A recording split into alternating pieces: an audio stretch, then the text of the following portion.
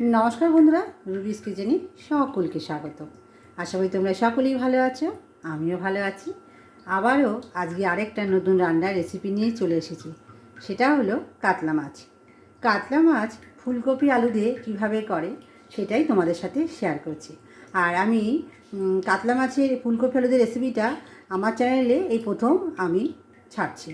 যাই হোক তোমরা দেখে নাও কিভাবে আমি ফুলকপি আলু দিয়ে কাতলা মাছটা রান্না করি। প্রথমেই লাগছে কাতলা মাছ। কাতলা মাছগুলো বাজার থেকে এনে ভালো করে ধুয়ে নুন হলুদ মাখিয়ে রেখেছি অন্তত 10 মিনিটের মতন।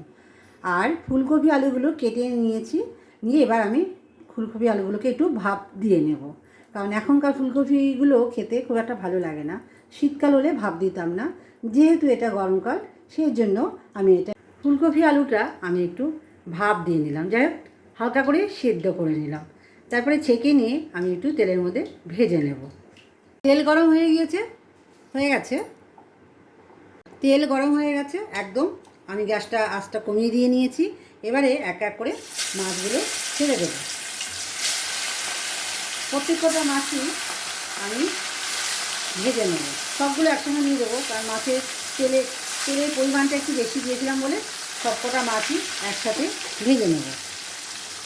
মাছগুলোকে পিট করে আমি ভেজে নিলাম। মাছ ভাজা হয়ে গেছে, এবার আমি মাছগুলোকে সব তুলে নেব।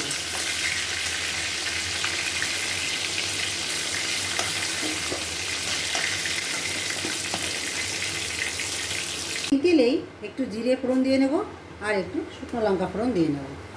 দিয়ে তারপরে আমি আলু আর ফুলকপিটা এই তেলের মধ্যেই ভেজে নেব। আলু আর ফুলকপিগুলো দিয়ে নেব, দিয়ে ভালো করে একটু ভেজে নেব, দিয়ে মশলাগুলো দিয়ে নেব।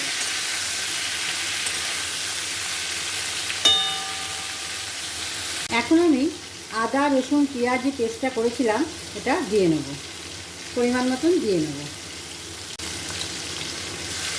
2 চামচের মতন দেব। দিয়ে ভালো করে মশলাটা ফুলকপি আলুর সঙ্গে কষিয়ে নেব।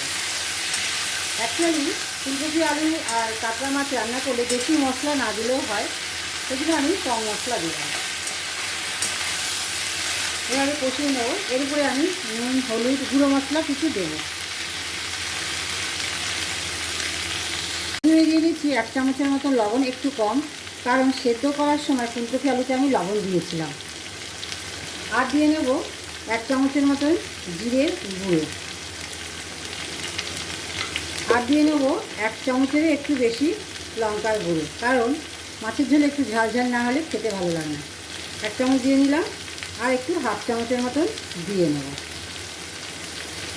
আর দিয়ে নেব একটু হলুদের গুঁড়ো। যেহেতু সেদ্ধ করার সময় হলুদ দিয়েছিলাম সেহেতু পরিমাণটা একটু কম দেব। দিয়ে এবার আমি মিশিয়ে নেব। দেখো আমার মশলাটা কি সুন্দর কষে গেছে। এইভাবে একবার তোমরা রান্না করে দেখবে, সত্যি আমি এভাবেই ফুলকপি আলু দিয়ে শীতকালে রান্না করি, খেতে দারুণ লাগে। দেখো মশলাটা একদম ভালো করে কষে গেছে। আর একটু কষিয়ে নিয়ে এর উপর দিয়ে একদম টমেটোটা দিয়ে নিয়েছি, দিয়ে একটু কষিয়ে নেব, তারপরে জল দিয়ে নেব।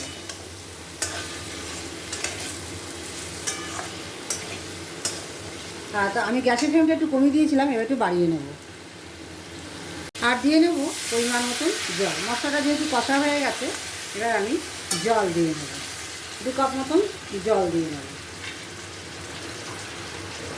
জল দিয়ে নিয়েছি, একটু ফুটলে আমি মাছগুলো দিয়ে নেব। ফুলকপি আলু তো সিদ্ধ হয়ে গেছিলো, কষানোর সময় আরও সিদ্ধ হয়ে গেছে। আর একটু ফুটবে, এই দেখো একদম সিদ্ধ হওয়ার কাছাকাছি, দেখতেই পাচ্ছো, কেটে দেখিয়ে দিলাম। রঙটা কেমন এসেছে অবশ্যই কমেন্ট করে জানাবে। আর তো আমি যেভাবে রান্নাটা করছি তোমরা অবশ্যই বাড়িতে একবার ট্রাই করবে। ঝোল ফুটে গেছে, এবার আমি মাছগুলো সব দিয়ে দেবো, দিয়ে একটু মিশিয়ে নেব। আর নামানোর সময় আমি একটু ধনেপাতা দিয়ে নামিয়ে নেব। আমি গরম মশলা গুঁড়ো এখানে ইউজ করবো না, যেহেতু ধনেপাতা দেবো। আর ফুলকপি আলু দিয়ে মাছের ঝোল করছি, গরম মশলাটা ঠিক ভালো লাগাবে না, যেহেতু ধনেপাতা দিচ্ছি বলে। অপশান, তোমরা গরম মশলা দিতেও পারো, না দিতে পারো। চলো একটু ধনেপাতাটা দিয়ে নিই। ঝোলটা ফুটে গেছে, আমি একটু ওপর দিয়ে ধনেপাতা দিয়ে নিচ্ছি। নামানোর সময় আর একটু ধনেপাতা দিয়ে নেব। এখন আমি একটা পাত্রের মধ্যে এই কাতলা মাছের ঝোলটা নামিয়ে নেব। কেমন হয়েছে মাছের ঝোলটা অবশ্যই কমেন্ট করে তোমরা জানাবে। আর আমি যেভাবে রান্না করেছি তোমরা বাড়িতে অবশ্যই একবার তোমরা ট্রাই করবে। চলো, আর লাইক শেয়ার প্রচুর করবে, আর সাবস্ক্রাইব করতে ভুলো না বন্ধুরা, সাবস্ক্রাইব করে দিও। চলো, আজকে এই পর্যন্ত, আবারও কালকে দেখা হবে নতুন আরেকটা রান্নার ভিডিও নিয়ে। চলো, আজকে এই পর্যন্ত, টাটা, সবাই ভালো থেকো, সুস্থ থেকো।